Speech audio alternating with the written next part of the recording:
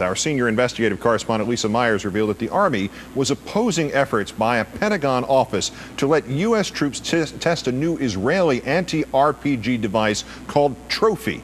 The Army said Trophy still had problems. The Army was also paying the military contractor Raytheon $70 million to develop a totally new anti-RPG system from scratch that would be ready around 2011. In our number 4 story on the countdown tonight, well, we might extrapolate how many more American troops will be killed by RPGs before Raytheon's system is ready. The Defense Department reports that since September, 2 more Americans have been killed by RPG attacks. They are 29-year-old Sergeant Brent W. Dunkelberger and Sergeant Mario Nelson, who was 26. Both were killed by RPGs fired at their vehicles. Now Lisa Myers has gone to Israel to confirm the Army's claim that Trophy's problems are so bad that soldiers like the late Sergeants Dunkelberger and Nelson were better off without it. Guess what? They weren't. In response to urgent pleas from commanders in Iraq, the Pentagon's Office of Force Transformation, OFT, found Trophy. Developed over the last decade in Israel, Trophy, mounted here on a combat vehicle, first detects an RPG, then intercepts it before it hits the target. Pentagon testers found Trophy 98% effective, and OFT, set up to cut through red tape, wanted to battle test the system in Iraq this year, hoping to save American lives. But the Army blocked that testing, arguing in this interview for our first report that Trophy simply is not ready. The Army is opposed to deploying a system before we assure that it's safe, effective, suitable, and supportable. Trophy is not there yet. In letters to Congress since our first reports, the Army says the best proof Trophy is not ready is that the Israeli Defense Forces have yet to integrate and field Trophy. To check out the Army's claims, we went back to Israel. We found that the Israeli military has indeed begun to integrate and field Trophy on tanks, buying at least 100 systems. Brigadier General Amir Nir leads that effort. Some say that Trophy has not been sufficiently tested, that it's not ready to be deployed. It's the most mature and it can do the job. So you're satisfied that Trophy has been sufficiently tested? Yeah. Last fall, after our first reports aired, Major General Jeffrey Sorensen gave Congress a laundry list of reasons why the U.S. Army opposes Trophy. First, 360-degree coverage. Can Trophy handle attacks from every direction? From a standpoint of providing 360-degree coverage, we have issues. What does General Nir say? Will Trophy be able to engage targets from all directions? Yeah, 360 degrees.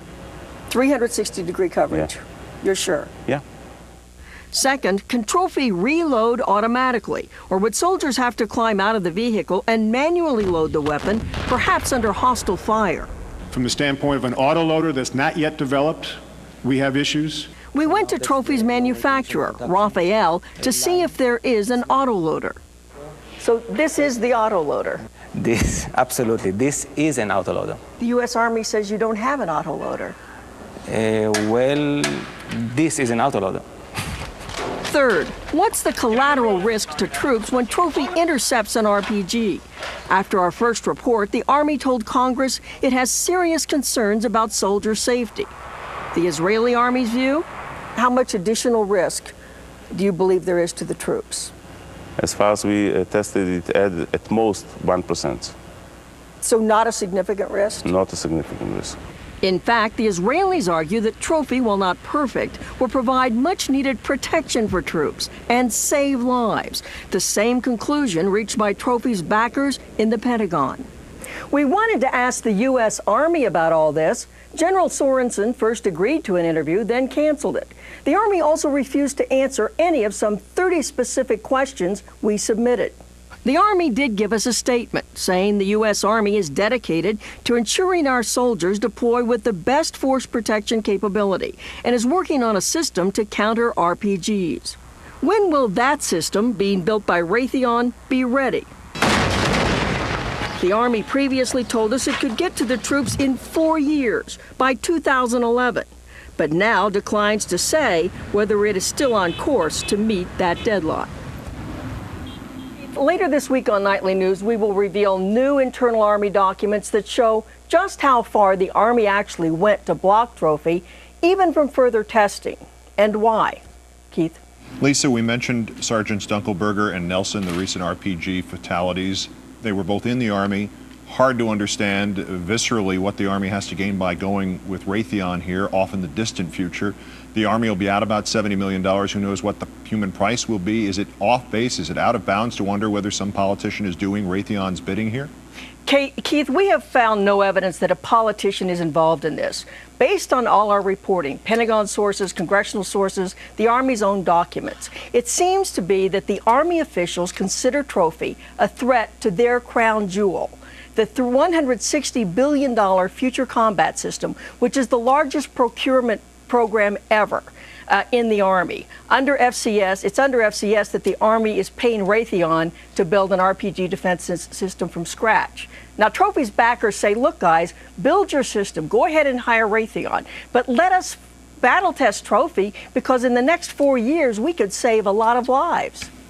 Is there something that would have to change politically, legally, whatever, in order to give U.S. soldiers in Iraq and Afghanistan exactly that chance you just described? Well, the new Secretary of Defense could order that this system be battle tested. Congress also has ordered a review, a Pentagon review of all the anti-RPG systems to see which one works. Congress could order that, could step in and order that this be looked at more seriously. Lisa Myers, our senior investigative correspondent. We'll look forward to the further report later on this week in Nightly News, and we'll run it here on Countdown. Great thanks and great work. Thank you, Keith.